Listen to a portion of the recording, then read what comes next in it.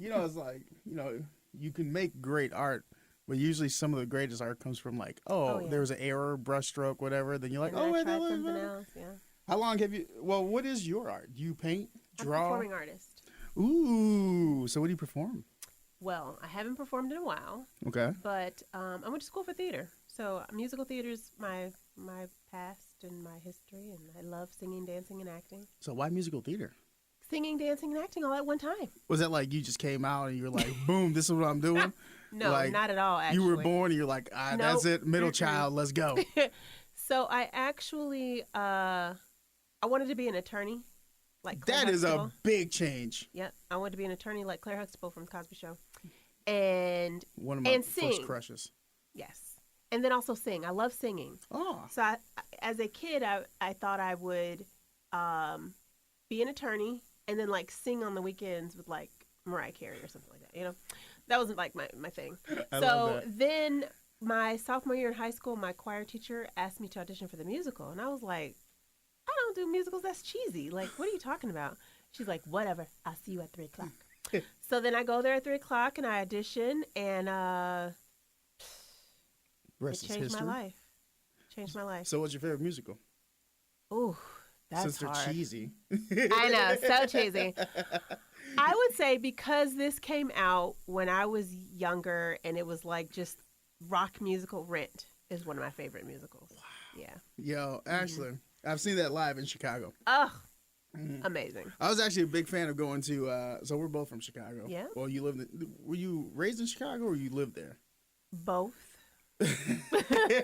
So, like, I was raised in Chicago, Atlanta, and Dallas. And so I went to some school in Chicago, I would say, when I was really young. And then I came back for 7th, 8th, 9th, and then transferred by 10th grade. I lived there my entire life. I know. Yeah. So we just started talking, but welcome into episode 61 of the KZ Community Beat. Tis I, your host, Ross Martinez. In the hot seat this week, the co-founder and executive director of Art Inc. here in Peoria is Nikki Romain. Boo! Woo. I meant to say ooh, but I said boo. Yeah. Did it come out wrong? I was like a ooh and then a boo. I'm like, wait, what's happening? Gotta keep it spicy. So Nikki, I've heard about Art Inc. over the summer from Everly Davis from the Riverfront. Everly. She told me that's about my you guys. girl. I'm like, I gotta talk to Yeah. her. And I just found we were at a Bradley job fair, and I ran to your team Yes. doing a tabling event. Yes. They passed the contact over, so I'm like, ooh, let's talk to Nikki. Awesome. So you're the co-founder and executive director. Yes, indeed. So how long ago did you create or help co-found Art Inc.? Yeah. So we have been in existence for 6 years now. My husband and I, Jonathan Romain, Shout out. Shout out to Jonathan. He's amazing. We started this, the nonprofit is 6 years old, but the journey to do this is longer than that. How long has the process been? So Jonathan, back up, we're both artists. So he is a visual artist, he paints. And then my background is performing arts, musical theater, singing, dancing, acting. And we both were saved by the arts growing up. He has a very fascinating story. You should definitely have him on your show. I'm down. But we're here to talk about me. No, I'm just kidding. So, a good man allows a woman to go first. You know what I'm saying? So we're both saved by the arts, and we always had this drive, separate from each other, to give back to the community, right, in some way.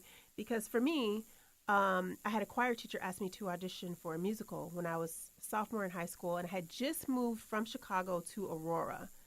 And That's I was a change. It is, that's a and change. it was very different. And I actually had gotten put into a situation where I was sexually assaulted. Oh, I'm sorry. And it was a lot going on, completely changed the dynamics in my family. And I was really depressed. And her introducing me to musical theater and then theater literally saved my life. Like, I had attempted suicide after all this stuff had happened. And she didn't know this at all, this teacher. And so here she comes, like a month later. I'm in therapy, like, I don't like this lady that, Just talking to you. Yeah, it's like, listen to you talk. Yeah, It doesn't I'm do like, this anything. is not for me. But my therapy, theater became my therapy. And so that teacher, I feel, literally saved my life. And I always said, if I could be what that teacher was for me for one kid, I would feel fulfilled. And so then again, like I said, my husband, we meet each other and we have this same passion and love for the arts. And then there was a write-up that came out about Peoria being the worst place for blacks in, I don't know, a few years ago, 2015 or something like that. Yeah. And so we didn't feel that way. You know what I mean? Like Were you already living here at that time? Yes, we were living here. I moved here in 2015. Okay, yeah. Mm-hmm. And so we were like, what could we do to change that narrative? What could we do within our power? And again, we both love the arts. We both always thought about giving back.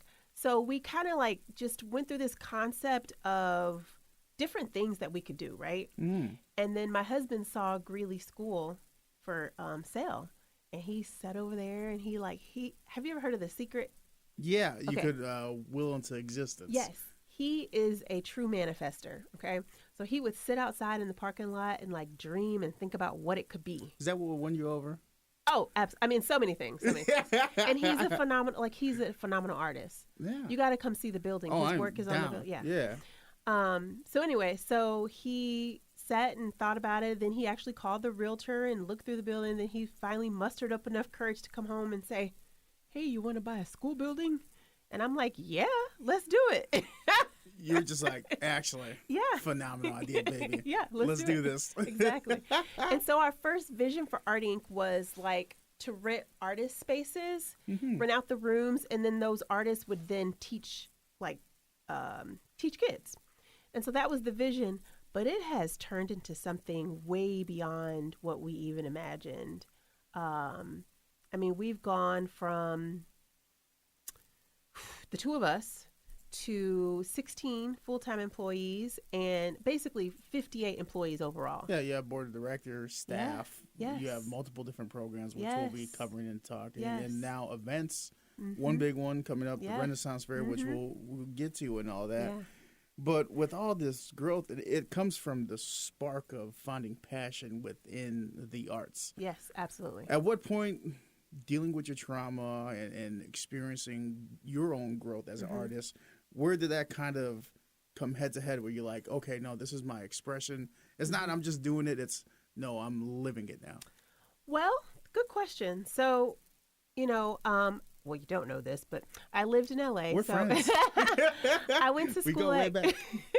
I started out college at UNLV, which was insane because for some reason I thought they had a great musical theater program and that they might be diverse, and they weren't. So You was like a drop in the sea. Yeah, I know that feeling. And let me tell you. And so I came back home to Chicago, and I was working at Northern Trust Bank downtown. Yeah. Like, I'm just gonna be normal and like work at a bank, right? Then I was like, You was going crazy behind that I was desk? going crazy. And so then I enrolled at Columbia, and I was with my people. I'm like, and I'm right in the heart of downtown. Yeah. So I loved it so much that I left and moved to LA and packed up my car.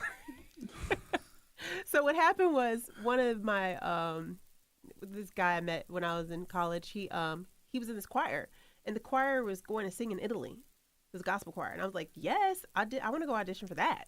And so I went on tour in northern Italy, and it just gave me this bug. Like, I want to live, like, this is the life I want to live. I want to live out of a suitcase and sing, Yeah. And so I said, The musical soul. Right, Yeah. exactly. So I said, forget this. I'm moving to LA. And I did. Like, about 6 months later, I packed my car up and moved to LA, and struggled my butt off. And with that, I learned about, I went through the traditional route with my career, putting my whole life in the hands of an agent and in the hands of casting directors and things like that. That must have been an experience. Oh, God, it was insane. But there was a turning point that you talk about, right? Where I realized that I am my product, and I can monetize myself. So I started writing, and I wrote a short film with some friends of mine. It was about 4 female superheroes, 4 Black female superheroes, really cool. And then I wrote a one-woman show about my life. Ooh. And I always wanted to do that. I'd seen Sarah Jones' Bridge and Tunnel. She's from New York. I saw it in LA like when I first moved there, and I was like, oh my God, I'm going to do that someday. And so I wrote this show. When I went to the class for the show, I said, I am not writing about my life. 'Cause I don't want to talk about my life. And then the teacher's like, okay. And then I happen to know the teacher. And so it's a writing workshop, and you're writing to create your show. And all the material that I wrote that the people in the class connected with was the stories of my life. So turns out I wrote a show about my life.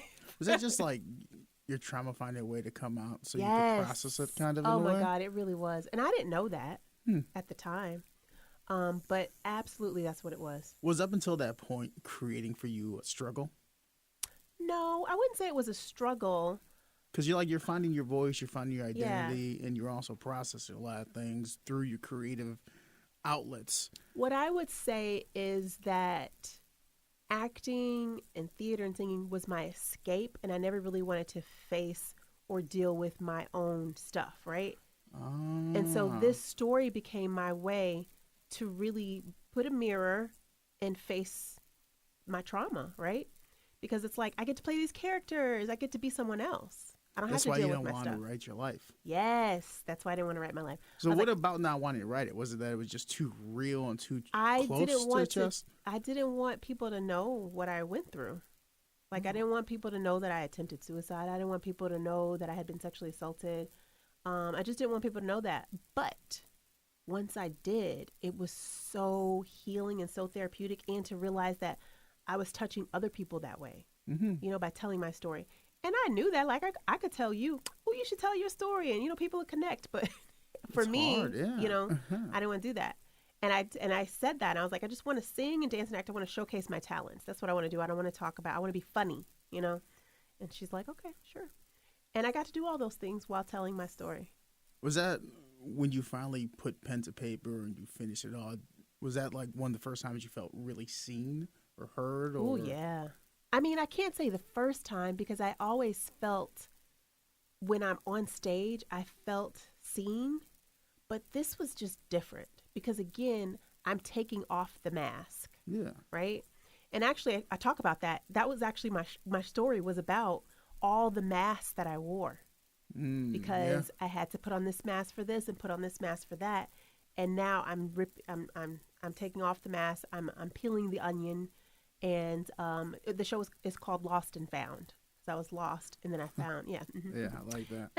That's nice. And so it was so therapeutic. And so anyway, rewind or fast forward to Pause. Fast forward, yeah. I leave LA Slow. and I go back to Chicago, and I'm doing my show and everything, and then I meet this guy who is selling his artwork, right? And we meet each other, and he has his art up, and he has this brochure, and he's talking about this nonprofit, and it talks about his life story, and I'm like, oh my God, this is what I want to do. I want to package up my art, which is me, in my one-woman show, and I want to empower people through this, because I realized that I had been doing that, but I want to do it on a bigger scale. And I was like, I want you to teach me how to do that. Yeah. And so that is now my husband. So he taught That's me. how it goes. Yeah, exactly. And speaking of that show, and Jonathan is like I talked about him earlier, being a manifester, but he really taught me how to monetize my craft. So that show, he ended up producing it, and we performed it at the Royal George Theater in Chicago, right across the street from Steppenwolf. Yeah, I know exactly what you're talking about. Sold Great out spot. show. Great spot. Yes, made $15,000 in one night. What were you more proud of? The monetary success of it or the therapeutic release of it? All of it. Was it just Yes, the whole journey of it. I'm saying, like, from even the beginning where I'm like, I'm not going to write about my show, I'm not going to write about my life. That journey of writing it was amazing.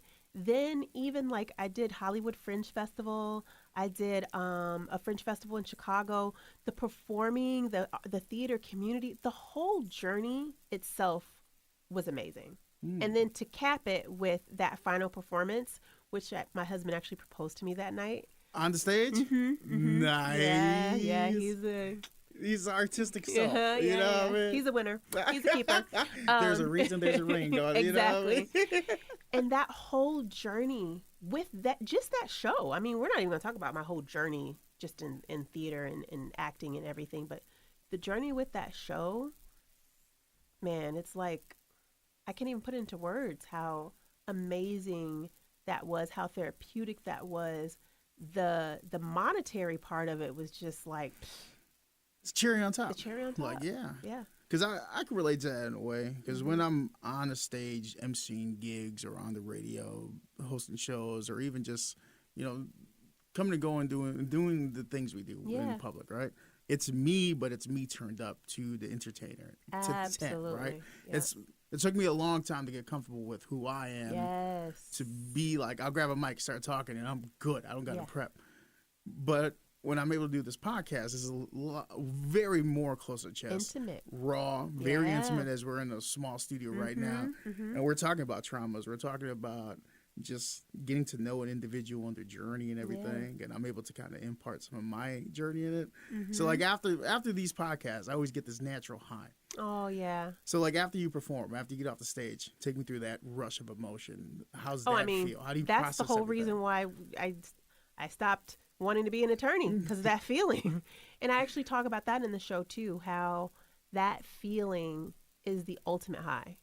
Like I actually, one of the lines in the play, it's one of the last lines is, I don't know what it is to take drugs, but this feeling to me is the ultimate high. And it's this being on stage is where I belong. And I've never felt anywhere. I've never felt home more than I do being here on stage. And it's true. Like I mentioned, I grew up in Chicago, Atlanta, Dallas. I had a very nomadic childhood. I changed schools from second grade until my sophomore year in high school. And within those grades, we're talking about different cities, different states. I mean, it was so many changes. So for me, like, how, does your personality evolve through schools, and like you're trying to chameleon-ish, or are you like, wait, this is who I am, but I'm not comfortable yet? That's an interesting question. You know what I mean? Because as you're going between different communities, different schools, faces change, cultures change, the identities change kind of in a way depending on where you're going. Again, do you evolve to fit in, or do you stick out and be like, no, this is me? I think it's a little bit of both. I've always kind of walked to the beat of my own drum. I always say that. I even say that in my show because I've always been quirky, always dressed different from other people. And then they all knew each other, right? They all grew up together. So here's this girl, and I just accepted who I was. But I also wanted to fit in, like I want, hey, hi, I want you to like me, But I didn't change who I was for you to like me. It was just me, you know? And I never felt the need to change who I was. But I feel as a person of color in general, we code switch. We switch things up, 1,000%. And so there's an element of that, right? And then, sometimes I might go to a PW, and so then it's different. But I still feel like I was always ultimately me. I mean, even here now where I work, I'm the only minority here. And coming from Chicago, where it's a Chicago-based hip-hop station, B96, Jam, shout out to my old stations, great times. But you can't throw a stone anywhere. There isn't some type of minority somewhere. You know what I mean? I'm shouting out, "You're," absolutely, and someone's screaming it back. Whereas down here, it's different. Sometimes the slang I use stands out a little bit too much. I remember I told someone not too long ago, I'm like, man, stop tweaking. And they're like, what's that mean? Oh, no. It's like, wait, what? Or give them a fist pump, and then they're like, it comes in on a full 90-degree angle, like, hey, yo, what's going on? But it was like that when I moved from, granted, Aurora is not that far away, but that city, Chicago, all black high school at Hyde Park, to a high school where, and that was another thing I went through, like, because I'm true to who I am, right? I'm doing poms, I'm doing musicals, but there's no black people. And so it's like, oh, you think you white? No, I literally just came from an all black school where we could do anything and everything we want. And so I'm going to continue to do that. Well, you ever have, because I've experienced this where sometimes I'm not Mexican enough for Latinos. And then sometimes I'm not white enough for the white people. And I'm kind of in between this loop where I'm like, yo, I grew up on funk, soul, disco, rock and roll. But my family still had bailes. Exactly. My Spanish might not be the greatest, but did you ever find that where you kind of felt like in a sea of just like, where do I go? Absolutely. Like I said, I never felt that way until Aurora. it was like there was because I always lived in big cities. Yeah. Right. So I guess I didn't feel that way in those big cities. But when I moved to Aurora, it was very like, this is what the Black people do. This is what the Mexicans do. And this is what, and I'm like, this is what I do. Yeah. I You know what I'm between saying? scenes. Yeah. Yeah. And it's like, I studied musical theater. I studied classical music. Like even my husband, he laughs at me. We could go anywhere. I'll know a song. I'll know the song that's playing. Country bar, wherever. I love music. Yeah. And I don't meet a lot of people that look like me that are like that. However, until I moved to LA. When I moved to LA, even in Chicago, I don't know. I think I attract, as an adult, I have attracted people that are very like-minded. So I would say I haven't really experienced that as much as I did when I was younger. Well, it's like it's like as you grow, you mature, you also realize this is my frequency. Yes. Yes. Just because we have different frequencies doesn't mean we don't have to be semi-cool. But I'm a vibe with everybody that's on my same kind of level. You know what I mean? And I vibe. I literally, like, I love everybody. I think it's part of what because I had such a nomadic upbringing, I can empathize and recognize and respect everybody's journey. Mm-hmm. And I'm like, that's cool. But I do expect that in return. Yeah. You know what I'm saying? Like, if I'm not... It's common decency. Common decency. Yeah. You reading from a different book. I'm reading from a different book. Oh, well. Yeah. I'm glad you're reading, though. Exactly. Reading's cool. Exactly. And guess what? It's more than one way to get to my house. I'm not going to judge you because you took that route. Yeah. Who am I to tell you what to do? Exactly. You driving your own way. Yep. You taking whatever you got gotta here do. and you got here safe. I'm saying. Yeah. Which stop in your journey from childhood to even singing overseas to going to LA and experiencing that? Which one of those stops was the most impactful to you as an individual? Like which one of those were you like, oh, this is where I definitely cemented something firm about who I am as an individual?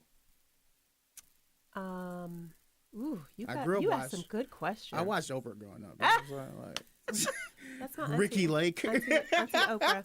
Seriously. You remember Ricky Lake? Oh, yeah, for sure. Yes, I remember Ricky Lake. And Bozo the Clown. I'm all over the place. I mean, I definitely did a large stint of my 20s and early 30s in LA. And so I definitely think that has impacted me a lot. But traveling overseas, that was amazing.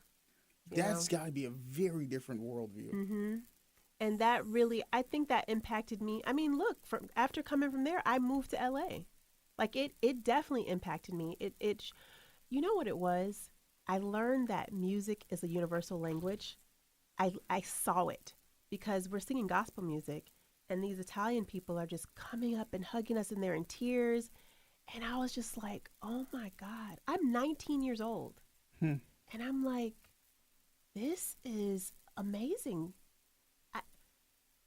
That I'm doing this through music and this connection is being made through music. We went all over Northern Italy.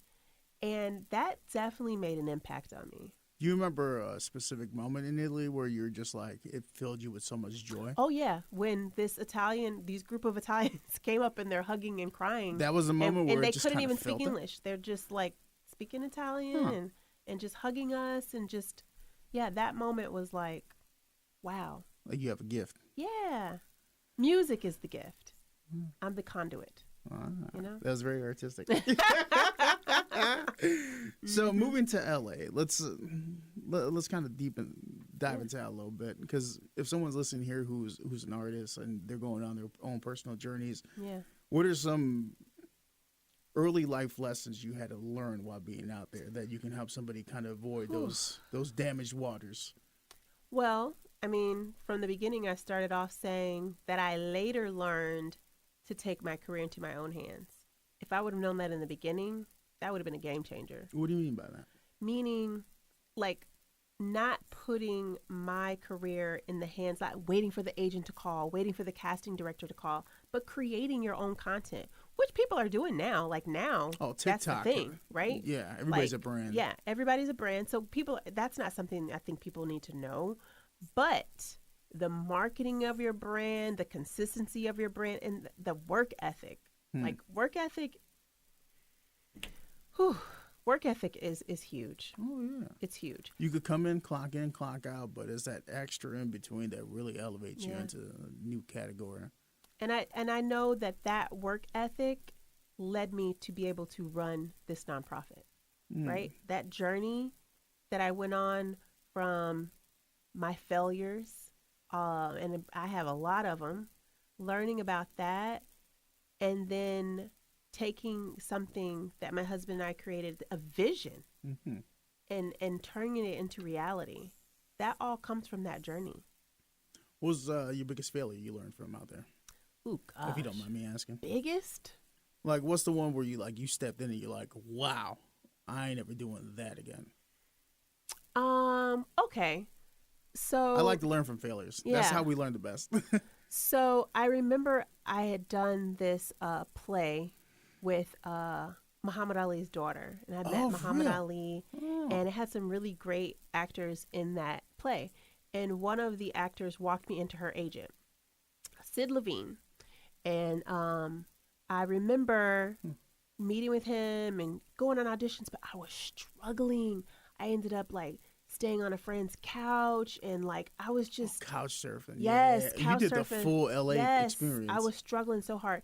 And he said to me, because I was like, I think I just want to go home. I just need to go home because I can't, I don't know if I can do this. And he was like, the only actors I know that didn't make it are the ones that left. And I left. I actually did leave. Oh, really? I ended up going back, but I left and I finished school at Columbia. But I wish that I hadn't left. What was the final deciding factor? And you're like, that's it. I mean, just struggling the way I Financially? was. Financially. Emotionally? Financially, emotionally. I also felt like I really wanted to finish and get my degree. I felt like that's something, it's just something that kind of weighed on me. As a fallback or as a notch in the belt? Probably both. Yeah? Probably both. But I didn't have to leave to get my degree. I could have stayed in LA and went to, why did I leave? You know what I mean? So I feel like that was one of those moments, and I feel like I also let one of my closest friends down because we were working on an album, and we were working I think that really hurt her. Well, how was that conversation? I mean, we're still close as we're very. So she close. understood. Yeah, she understood. Yeah. I mean, she saw me struggling, but I think that it really was because we were doing gigs and really starting to get out there as this duet. But when you came back, right, isn't that the time period where you met your husband? No. Oh, that was before? There's a lot of back and forth. Oh. No.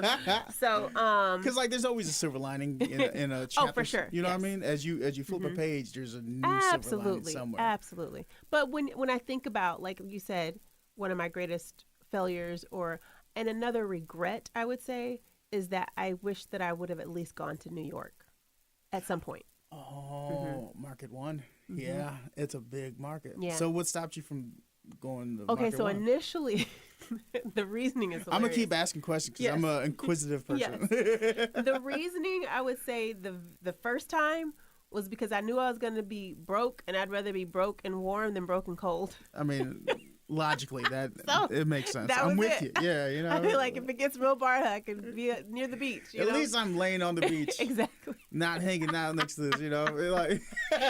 And then from there, LA just became so familiar to me, and it just was, it was my thing. So how'd you end up in Peoria? Woo! Okay. Because I know we're gonna flip through 4 chapters probably. So remember that guy I told you I met that proposed to me? Yeah. That guy? Yeah. He lived in Peoria. Oh, this Yes. entire time he was This located entire in time. Peoria. Yep.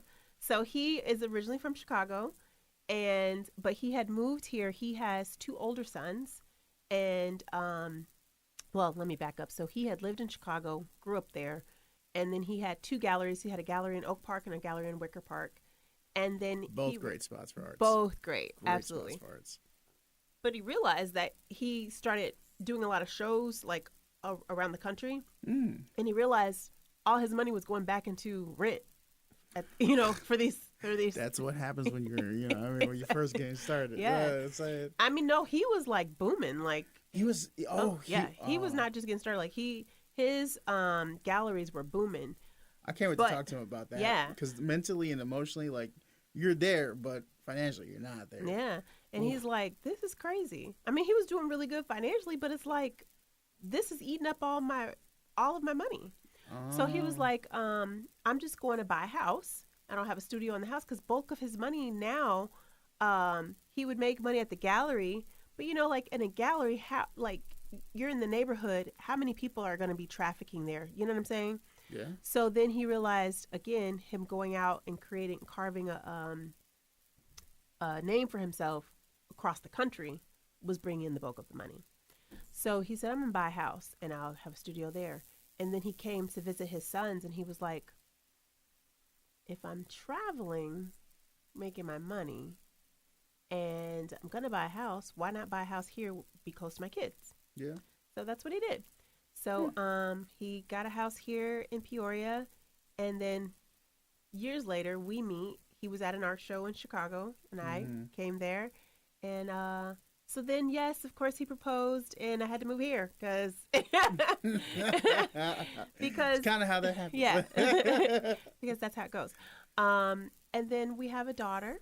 Oh no. Yeah, we have a 9-year-old. And it's crazy because I was really shifting into a different era How so? for myself in terms of I had a phenomenal agent in Chicago. I was being promoted at city colleges. Like it was really this moment of I had a job where I was very flexible. I could do my audition. So I was still in the game, Yeah. And then I get proposed to and I have to move. And it was like, oh, wow. And I'm pregnant. Oh wow. Found out I'm pregnant, right? So that's a lot of emotions. Yep. Because you worked yourself to a position of like, okay, my career is now in a stable place where I can now launch off. Yeah. I have the steady income coming in through the colleges. Yep. I get to go do this when I want. Yep. I just did my big show. And I was doing some really good stuff with voiceover work as well.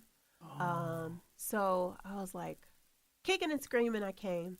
And I was still up and down the highway going to audition. How was that duality of like, this is Nikki the individual, you're chasing your dreams, your passions, and then this is Nikki the person who's fallen in love, has a great partner, and you guys have all these goals. You're now pregnant, and life is about to change. Take me through that duality of like, how do you make peace with that? That was rough. It was because it's nothing on him. Yeah. You know what I mean? Oh no, yeah. But we all have individually, we Yeah. all have our own ways and process of things. Absolutely. So how's that? It was really rough in the beginning. So in the beginning, when I first moved here, I was still moving and shaking, right? I wasn't like auditioning for anything because I was pregnant. But we went on a cruise to Jamaica. My baby shower was in LA. I'm going over here to Detroit to visit some, just flying all over. Just living your life. Yeah, living my life. Yeah. And then July 7th comes and this baby comes and I realize, wait, I live in Peoria where I don't have any friends here. My husband's an artist who travels. Oh, no. He's not here. Yeah. And it's like, whoa. Because that's when reality set in. Before then, I'm just, I'm still being me. I'm traveling. I'm doing what I do. Is that the first time in your life you went from nomadic to... Oh, that's a whole nother thing. Is it? So that's... Oh, yeah. That's a whole... So not just being nomadic, but... So I've been here for 9 years. Yeah. And I've lived at the same address for 9 years. That's the longest I've lived anywhere in my life. Oh. In my whole life. Does it bring you comfort or does it still Oh, it's be very unease? comforting.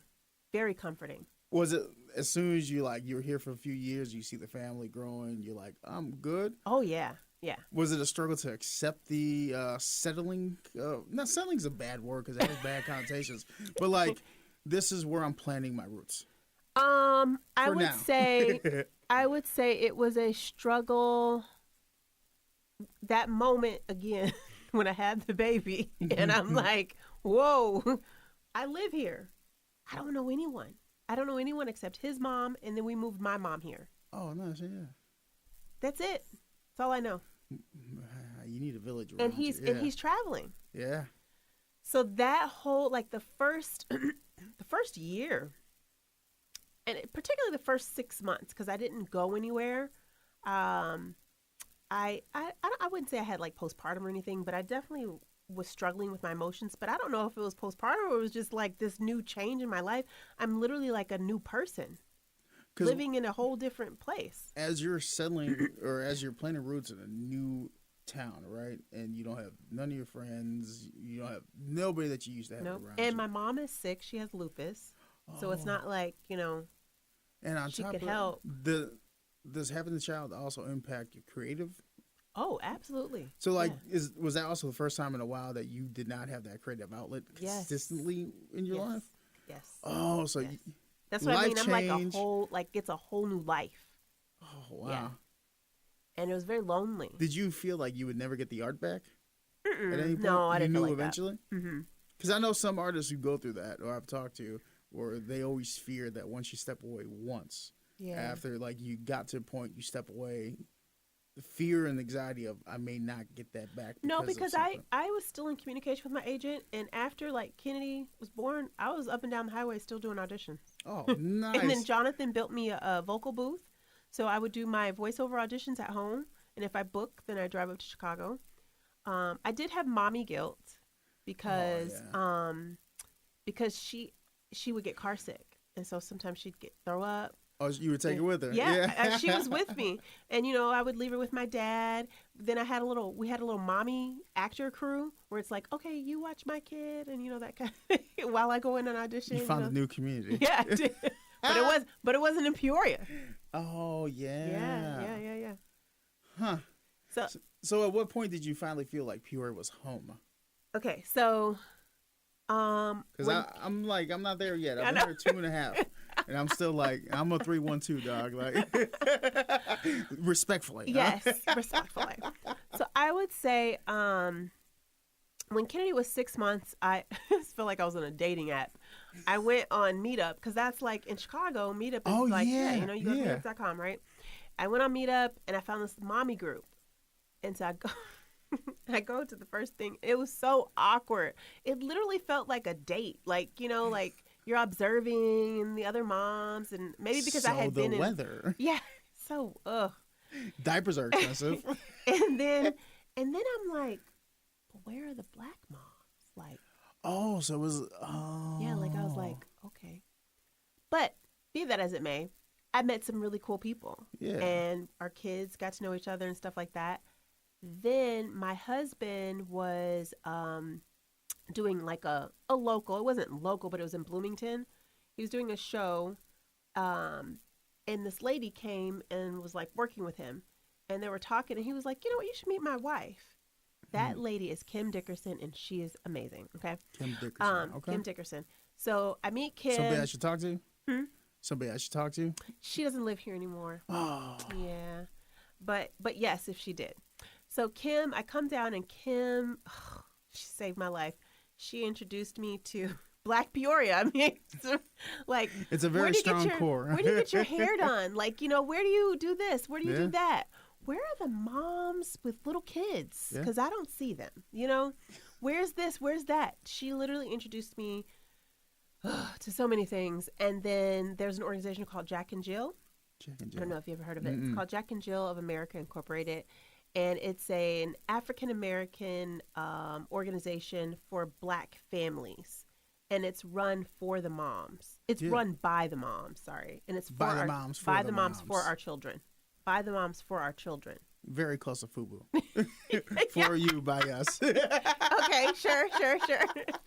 And so the moms run the organization, but we basically run our programs for our children ages 2 to 18. So when Kenny was 2 years old, I joined Jack and Jill, and that really helped me to be around like-minded women. Not to say that I definitely connect with people of all races and everything, but it just was very comforting to me to be around people that look like me. You ever watch the TV show This Is Us? Yes. Amazing show. Yes. And for anybody that doesn't understand why, for people of color, we need that association or that comfort level, there's a scene when they're at the pool. And Randall's talking about a haircut, right? Yep. And then Rebecca. Randall went through it, boy. Oh, that I've cried so much watching that series. Crazy. But there's a moment where Rebecca goes to the other moms, the black moms, and like, do you have a barber shop that can, because she's having problems getting his hair treated. And it's little small nuanced things. It's like when I'm around other Latinos or Mexicanos, and I'm just like, there's certain nuances that I can say something and you'll smirk. Or you'll be like, oh, yeah. And it brings comfort. It brings a sense of... it's familial. Yes. Yeah. Because like when I left Chicago, came down here, I hadn't seen any Latinos. And I was like, yo, this is weird. Like, I'm not used to this. I'm not used to being the only minority. You were in Pilsen?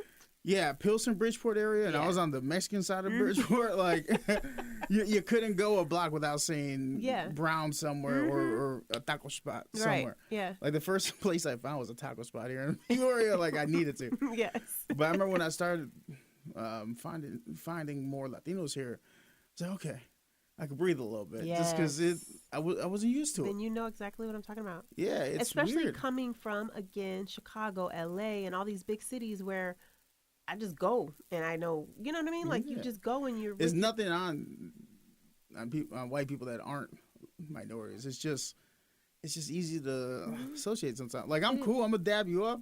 Yeah. But still, like, if I'm talking about Don Francisco and all this other stuff that you saw as a kid... You can relate. And it makes you feel more at home. Yep. Yep. So Kim Dickerson did that for me. And then from there, I did definitely start to feel more connected to Peoria. But to be quite honest, starting Art Inc. is when I felt like this is home. And when I saw, but when I experienced the way the community embraced us with this project, I've never felt that anywhere else. And so for me, and I say this a lot, I never thought out of all the places I lived that Peoria would be the place where I would really call home or feel like home. Except for the stage, right? Yeah. But never forget the stage. The stage, that's a whole nother thing. But to actually live in a city where I really feel loved and embraced and welcomed by everyone, all races, all communities. Different people have told me about Art Inc. Yeah. It's not just minorities either. It's people of all ages, sexes, colors. Everybody's just like, oh, I heard about Art Inc. I love that. Yeah. At what moment of, hey, do you want to do this endeavor with me? Buy a school building? Yeah. Like, do you want to do this? Are you down to, I got confidence in this to, oh, wait, no, this could really go. Like, what was that moment where you're like, oh, actually, we got something here? I mean, I kind of felt that way the whole time. I know that sounds weird. So you got confidence. So here's the one thing, all right? So even though I experienced that angst and that unknowing when I first moved here and the sadness, I fully trust my husband. I wouldn't have moved here otherwise. Like I trusted. Well, you wouldn't have married him either. And that too. Yeah, absolutely. But I wouldn't have made that leap of faith. That was huge for me. I'd never lived with a guy. Like, I was a very independent woman. Yeah. And I would move to Paris before I lived with someone. I mean, we are our products of our traumas. Exactly. I have my own traumas that make me a certain way. Yes. There's a reason why I'm the goofball and clown of the party. That like to bring joy upon people's lives. That's Same right. reason why you like to be on the stage, expressing yourself, and that's where you feel comfortable. Absolutely. And I fully trust him, and we had talked about things that we were going to do together. So with our stories, we talked about workshopping them. Like, I would do my one woman show and he would talk about his story, and we would do colleges. We'd go on a college tour, or we'd travel wherever and do this inspirational thing that we wanted to do. We hadn't quite figured out what that was. And then we talked about doing a nonprofit, and we had started it. But then when he saw that building, and it was for him too, he had been traveling and telling his story and going into prisons and just everywhere. This is the way to have a sustained impact on the lives of children, not just a one-off or that kind of thing. But this is like now, just 6 years in, we're seeing the growth of some of the kids that we've worked with. It's amazing. And so I feel like I knew from the beginning that this was something special. I didn't know that it would go to this and so quickly. I wanted something like Fame. That's what I wanted. I see what right? you're talking about. Yeah. And it can still get there, right? But that was my vision, and I'm like, this building, we could do that, right?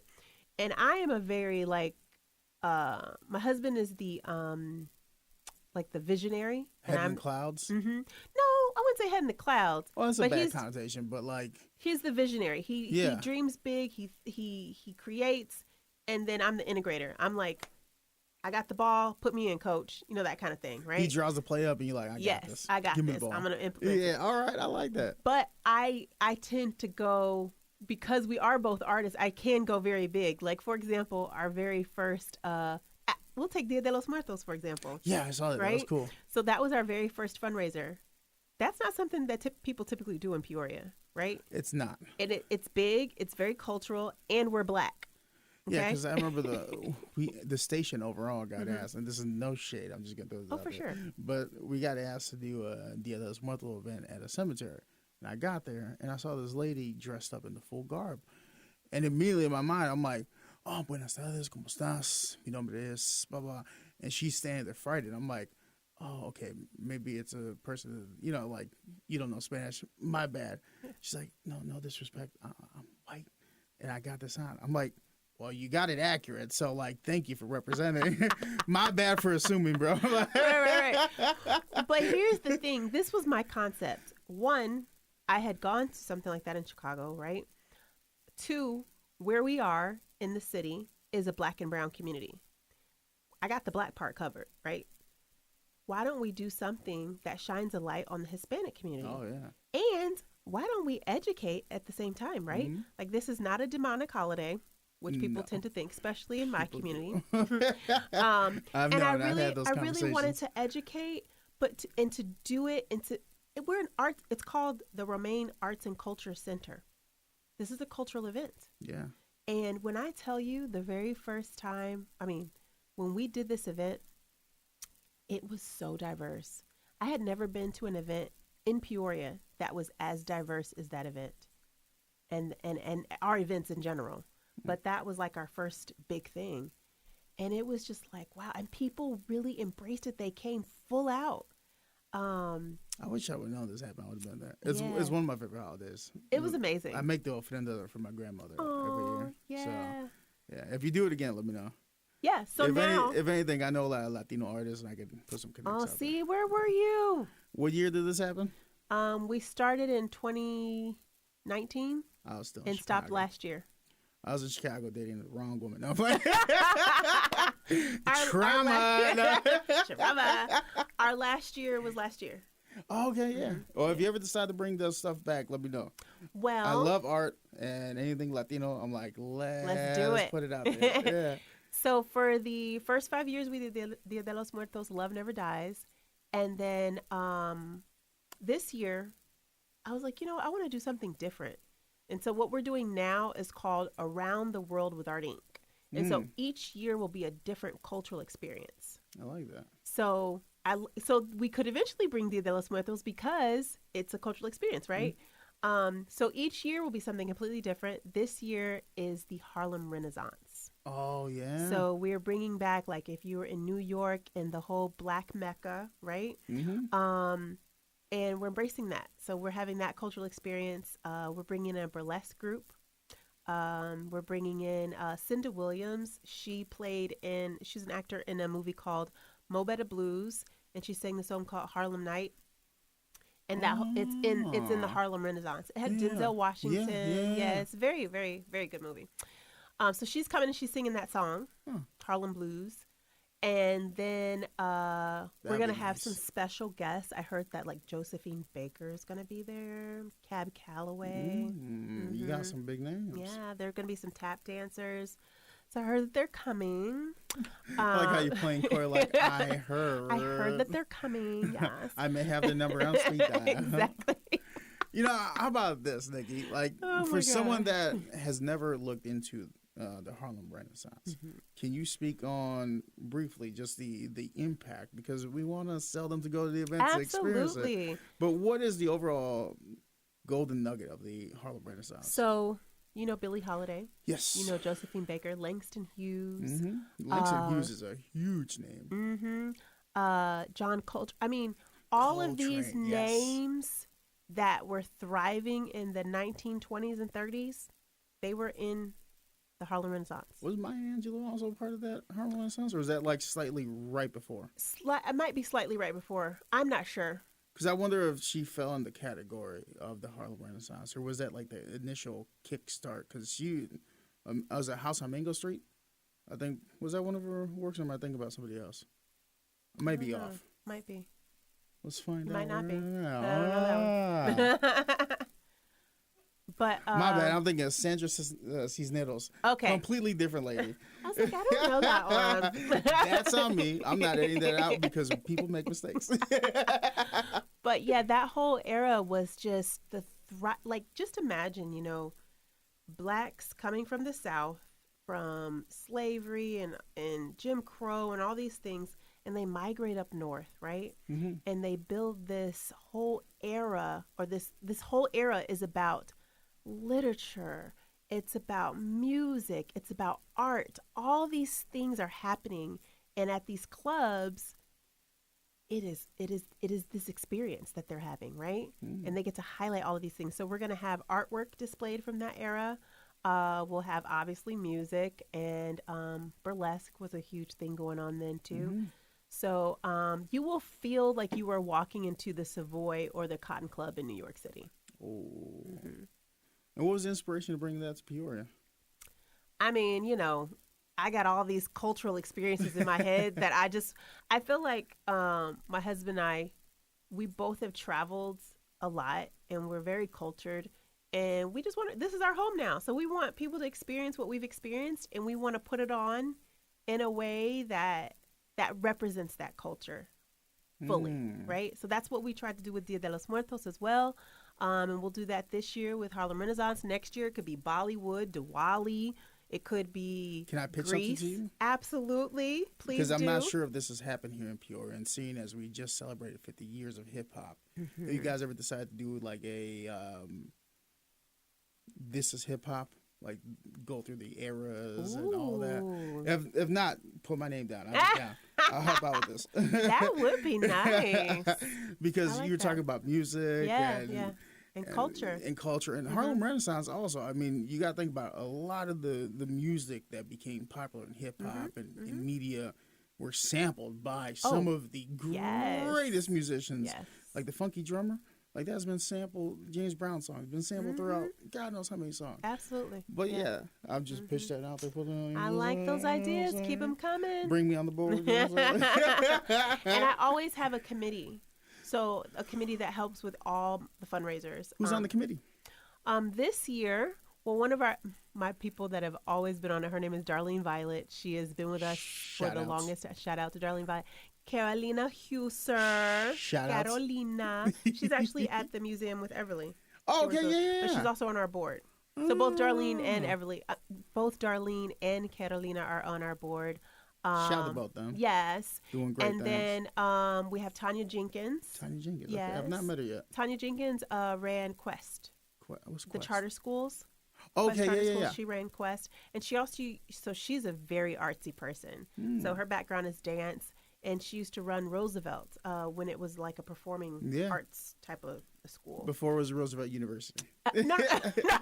Roosevelt School here. Oh, okay.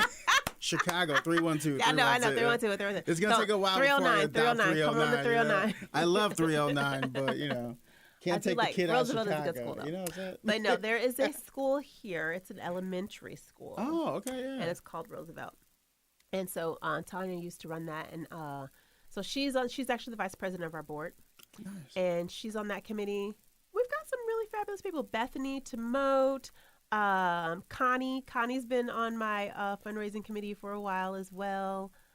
We switched it up a little bit this year, obviously. Yeah, I see Joy here, Larissa, Alana's the one that I met that we got in contact with. Yes. Who finally made us. So that's actually my staff. Staff, okay. Yep. The committee is actually mostly people in the community. Oh, volunteers? People just giving the time back because they love what they do? Yeah. Because they want to just, they have a passion or I ask them and they're like, oh, I can't tell Nikki no. Like that kind of thing. And I ask people that I would say, like Arnitria Shaw, she is like this cultural experience is all her. So like certain people where I'm like, I know this person would love, and I know that they would bring a lot of really good input into this particular cultural experience, right? What's it mean to you when you actually empower one of your employees or volunteers and you see their vision actually manifest and go and it kicks off? And like, I love take me through that. Like when you actually at the event and you seen them lead and doing their thing, you see like that little spark, yes. What's that mean to you after all so these for years? me, that is like my mission in life for everyone. Yeah. So I love, and I say this in the most loving way, but I love to push people off the edge. Oh yeah, like and watch them fly. Yeah. Like I love to lead them up there, show them how, and then boom. I love to see them, that little fear right before they leap, and then it's like, I got this. I love that. I love to see that in people. I love community. I love to build community. So like doing the fundraising committees. I'm now the president of the chapter president for Jack and Jill. That's another community. Obviously Art Inc. is a community. I'm on the board for United Way. I love When do you sleep? I don't know. That's another question. Another question that I don't know. You got the fire and you do too much. It's I can't eat this right now. It's pushing things off your plate. Is that the problem you run into? I actually I was doing a lot and I rolled off quite a few things. I was on like the statewide arts board. I was on just all kinds of stuff and I had to let it all go. And the only two things I kept, aside from obviously Art Inc., was the United Way Board and Jack and Jill. Oh, why those two? They just Jack and Jill, I think I told you, like it resonates with. It's about my kid. It's about Black families. That's like the mission. And it also saved you too. Exactly. The mission through and through. I'm 100% on board. Obviously, I would not have stepped up to be chapter president in the midst of being at capacity. You know what I'm saying? And the United Way, the Heart of Illinois United Way, is amazing. Somebody else I have to get into the pod. I have not had the chance yet. Jennifer Zamuto, you should bring her on. Okay. We'll talk about the pod. But the United Way is like the nonprofit mecca, I would say, where they have their feelers out in the community helping. One, they give grants to nonprofits. And they help fund other nonprofits, and they have their pulse on the community. So they're doing economic studies. They're doing pretty much everything to know what is the need in Peoria, and they have the data, right? And then it taught me a lot because I started on the board and was starting Art Inc. So I learned it's my school. That's interesting. Yeah. It's kind of interesting when you stop to look back at your life and see how like certain missteps, failures, quote unquote failures, led you to where you are now. And, oh my gosh. Yeah. And the impact you have on multiple people's lives day in, day out, month to month here in Peoria, building community and all that. As we talked about your journey, your path, meeting your husband, creating the school, all this other stuff. Let's really talk about Art Inc. now. Yes. So what programs do you offer and availability and all that stuff? Yep. So our mission overall is to inspire and empower the community through arts, education, and culture. And so we do that through, like you said, our programming. Our main or our umbrella program is called the Art, Science, and Leadership Academy. We call it ASALA. And it services 1st through 8th graders. They come in after school. They get help with their homework. And then they break off and do various arts activities, anything from ceramics, cooking classes, dancing, singing, theater, you name it. They're doing it. Art. They also do like just silly stuff like crafts and stuff like that. So it's like an art release program where you able to go experience and develop your own personality. Exactly. Instead of like, places where you go and do basketball and sports and stuff like that, this is strictly arts. Nice. We don't do any sports. So they come in, they do that, and then we also have another initiative called Change That Narrative, or program.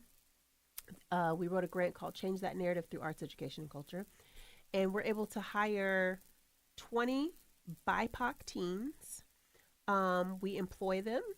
It's an internship program. They help the teaching artists that are teaching the little kids, but then they also have their own programming. So they do, we bring in people to talk about financial literacy, sex education, whatever it is. We shot films with them, like little PSAs, Nice.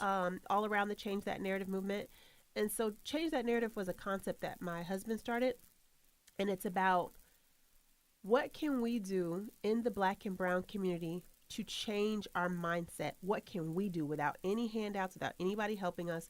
What can we do to basically have a counter narrative to those things that plague our communities, like no snitching, wearing saggy Mental health also. mental health. Especially in minority communities. Yes. Mental health is something Yes. that I remember the It's first like- time I told my parents about anxiety. They're like, oh, What is that? you got too Just- much free time on your Right, hands. exactly. Yes. All right. Just deal with it. Suck it up. You know. I Yeah. have anxiety when I'm busy also. I have anxiety about having anxiety Yeah, when I shouldn't have anxiety. exactly. You're like, but even when I'm busy, Yeah. I have a lot to do already, and I still have anxiety. Mm-hmm. Yeah. That's interesting. Take me through the Empower Her. The program. Empower our girls. Mm-hmm. So, another little baby project of mine. This one started with, gosh, I mean, it's like Art Inc. It's just something that I would have wanted when I was a kid. I started it initially it was creative writing and then coding. I wanted to have like a girls who code and get girls interested in science. Mm-hmm. But then COVID hit, and I realized the mental health component that I needed to implement. So during COVID, we did a virtual version of Empower Our Girls, and it just was like this aha moment of kids are struggling, especially right now when COVID was happening. And it was actually really cool to do a virtual version because I had kids, girls from all over the country. There were girls, nice. and I was able to bring in. Let me slow down. So the Don't slow concept, down. Talk to us all. Go for the it. concept of Empower Our Girls is that they come in, they do, like I said in the beginning, it was either coding or creative writing, and then they break off and do various arts activities, just like they would, in the program, but it's advanced because it's junior high and high school students. But then each week we have a speaker come in, and that speaker talks about their journey through life, but then also their failures. I mentioned that a lot, right? And what do you do to fill your cup? Because I know as a person, again, that's pulled in so many different directions, you cannot pour from an empty cup. And if I would have known that as a kid, I feel like things would have shifted, like with the anxiety and mental health, right? If you know, wow, this person has failed. They're so successful. Oh my God, that's the mayor. And she told me that she went through this, this, and this. Well, maybe I could one day. So that whole see it, believe it, right? And see it that you can be it. So that concept. And then we do a trip with them. So we've gone to Chicago, and my cousin is actually Kim Fox, state's attorney. Oh, yeah. So she came and spoke to our girls one year. Then we went to St. Louis, and we had speakers. So everywhere we go, we have a big speaker. Yeah. But now it's shifted a little bit, and we start off with yoga. And then Take care of the body, the mind, the soul, and the spirit. we start off with yoga. We always feed them, of course. And then I never brought back the whole coding part. We do offer coding at Art Inc., but I just didn't bring that back into the Empower Our Girls component just because I'm going by what the girls need and want, right? You listen to your community, Yeah. seeing what they need at the time. So now, again, they still do the creative writing, but they'll do like a paint and sip, and they'll do science things, but it's more, I don't know how to explain it. It's not like it's more like workshops. Would you say that's the program that you currently have that you have a lot of passion with? Yeah. That's the one? Yeah. I mean, That's like my baby project. No one else helped with it. I created, helped create the logo. Don't let nobody tell you nothing. We all have favorites, all right? Yeah.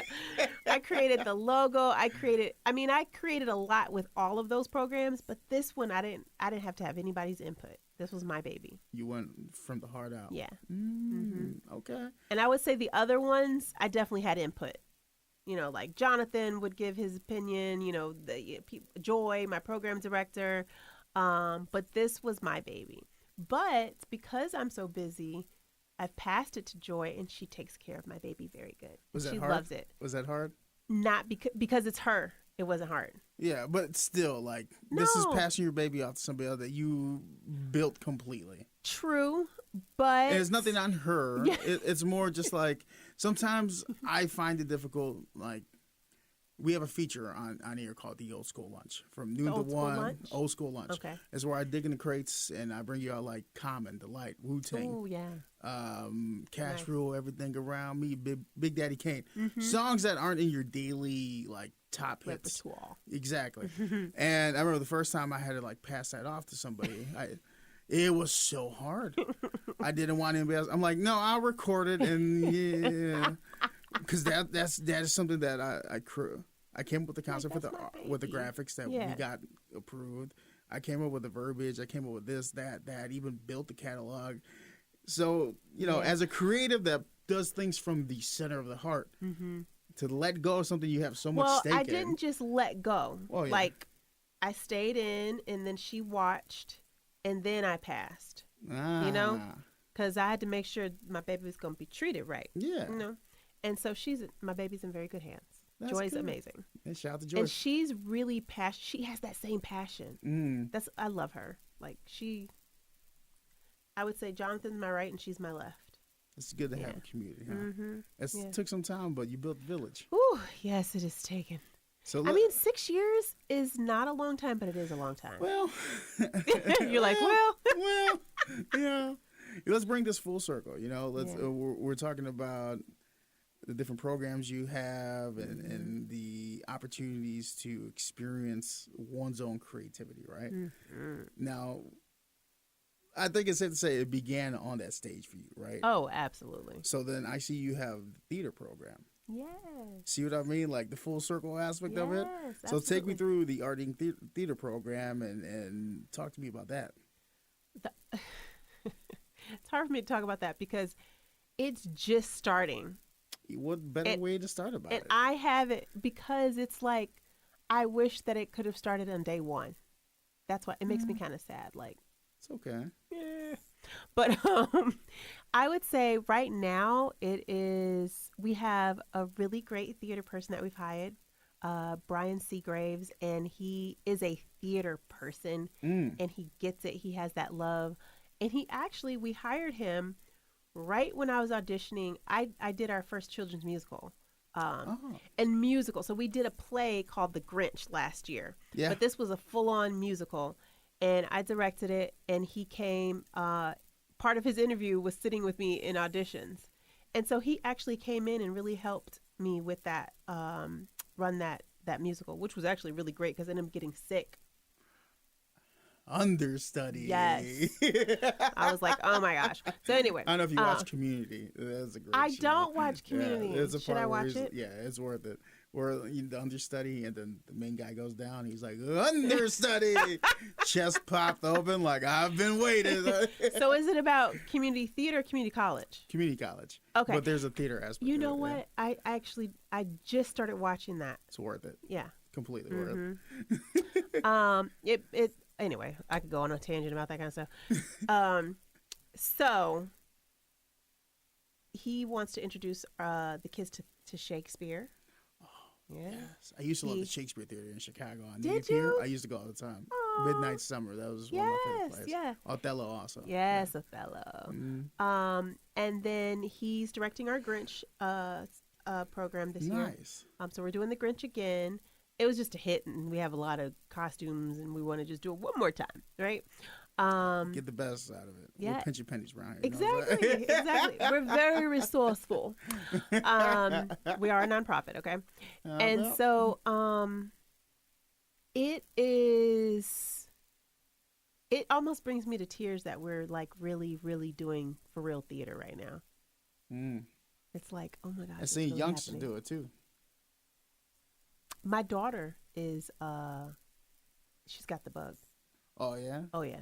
I mean, I don't think she had an option. You have two parents who have a She totally huge has heart. an option. She Well, could have been a yeah. scientist. Okay. But it's like if I have a kid, they don't have an option to not like great music. You know what I'm saying? Like we're I gonna know. listen to everything, You're right. brother. You know. You're right. You don't like Al Green? Get out of my house. Exactly. What? I just did a stage reading for the Dirksen Center, and she came, and she was so giddy because she had never seen me. And mind you, it was a stage reading. I wasn't even like full on performing, but she was just like, "Mom, I have an idea. We should do a play where we're both in it." Oh, that would. I was like, "Baby, I like that idea." So Would you be she's able- very creative. Would you be able to hold back the I don't inner know. emotions when you're on stage seeing her do thing? Well, when I directed, so we did a play called Once on This Island, a musical called Once on This Island, and she was in it. And I did have my moments of like, oh, look at my baby, you know. But it would be a whole different experience to be on there with her. Oh yeah. That would, I don't know. To see both y'all in character, Yeah, just yeah. embodying I the would love essence that. of art. Yeah. Oh, that's We definitely have to amazing. do it now that she, you know. Speaking of the essence of art, Essence of transitions. Let's talk about the events coming up. The Harlem Renaissance Yeah, so fundraiser we got. So the Harlem Renaissance fundraiser is on October 19th, which is next Saturday, and that's the fundraiser that I was telling you about. Harlem Renaissance. We're gonna have the burlesque dancers. We're gonna have food from that era, so it'll be like more like heavy appetizers, so that you get a different portion of everything. Right? We have 3 different chefs that'll be preparing the food. Ooh. Yes, and you come in and you will get the whole, like I said, you will feel like you're walking into the Savoy or the Cotton Club. We'll have a saxophonist that greets you when you walk in. I used to play saxophone. Huh? I used to play saxophone. Did you? Saxophone, trumpet, guitar, harmonica, and did I say trumpet? Yeah. Oh my gosh. I played a lot of blues music growing wow. up. I watched The Simpsons and I was like, yes. Now, were you, now I'm going to switch the interview to you. Were you self-taught? did you- Harmonica, yes. Trumpet, yes. Guitar, kind of, but saxophone, I'm classically trained. Yeah. Jazz and blues band. I was huge. So did you grow up with music in your house like that? Or like what led you to, We grew up with a tell lot of music. Yeah. Mostly funk, soul, and disco. really? Like, you know, the running joke is in the morning, you live in a Mexican household, they play Mexican music, right? Yeah. Like the rancheros or the, you know, like chente and all that. Mm-hmm. And you hear it. Not for us. Like Saturday morning, I would hear Rick James playing. I'm like, oh, it's time to clean. Oh my God, you're like my house. The Saturday mornings. Yeah. And I actually, in my one-woman show, I talk about how Saturday mornings, my mom's putting on this. I even sing in the show. Because Sunday's the Lord's Day, so we ain't doing none of that. It's Saturday morning. You get up, you have your cereal, you watch cartoons, but music playing, you're cleaning. Yep. And like I grew up watching Soul Train with them. Yeah. We did Soul Train lines at family parties. We still I love do. it. Yes. So it's like I always had that rhythmic nature Yeah. to my life. And as I got older and I started watching The Simpsons, Bleeding Gums, where they had the saxophone player, and I just naturally started gravitating to a lot of blues and soul. Wow. It's just something about it just always spoke to me. Like my favorite song all the time is "Love and Happiness" by Al Green. Ooh, yeah, that's a good one. Like just that guitar riff in the beginning. Yeah, you know, love. Oh, you like. And as I got older and I started discovering more music, like I would find all the songs that were sampled, and that led me to hip hop because I'm like, wait, that's a James Brown song. Wait, that's Charlie Wilson. Yeah. Wait, that's Coltrane. Wait, like, and people my age would always make fun of me because, like, oh, you listen to old man music. I'm like, I'm an old soul, man baby. I'm an music. old soul. Wait, that's Shaka Khan. Yeah. Well, like, you know, I grew up with that image of, like, my grandfather was in the Mexican orchestra. He was a first chair trumpet, and there's this famous Cuban, what was it? conductor. His name was I just left. I have the picture, but damn, it left my mind. But big Cuban producer, and my grandfather was an understudy. Wow. Damasio something, Prado something. I'll figure it out. I'll let you know. Okay. But most of the men in my family play musical instruments. Most of the women sing. Oh, really? So it kind of was interesting to see that. And yeah. as I got older, I just chased music. And That's music is like I awesome. always got music playing. Wow. Always. Or I'll make mixtapes for cute girls. We loved the mixtapes. That's what I'm saying. Track 7, baby. It's about us. It's like Genuine So Anxious. Oh, yeah. Yeah. But like, you know, for you being on stage, for me, I do have the stage element with being an MC and hosting events. But creating. But music. Yeah. Music is just, there's just something about it. Wow. I don't know. Oh, it is. It's powerful. Like, it really can change your day. Agreed. You know, it's just interesting. I love talking to people who experience art in their own, like, not lane, but in like their own worldview. Yeah. Because like we both have a big passion for entertainment and also and the music. experience and all that. But to hear your life path compared to my life path, which we haven't even touched, we're not going to touch. I got to sell my own podcast for that, huh? I will be there for episode 14. That's my lucky number. But we this have is a podcast awesome. room in Arding. Oh, yeah? Mm-hmm. And we talked about, I mean, the kids do the podcast, but Jonathan and I talked about doing something. We just don't have the time. Who you got teaching them? Ray, what is Ray's last name? Ray Watson. Ray Watson. And then Doug, I can't remember Doug's name. But our staff, basically. Well, if you ever need helping hands. Yeah, all the time. Do you like kids? Yeah. Okay. I used to, before moving out here, I was an instructor for the Illinois Media School. Okay. So I was teaching, my class specifically was taking green people that had no idea what their personality was. Yeah. And by the end of that semester, you would have an ear check that I would help build, and I would teach you how to be a personality, how to harness your either humor or knowledge base or things you find interesting. Yeah, and your reflect voice, it your back. brand. Yeah, because, you know, we speak. The reason why I love this podcast is because it's not really mirroring a specific target demographic. It's Peoria. Yeah. It's discovering stories. On air, the different product is I'm speaking directly to one specific demographic. Yes. And, you know, that's not who Ross is 24/7. So that's why I like teaching somebody how to do a podcast.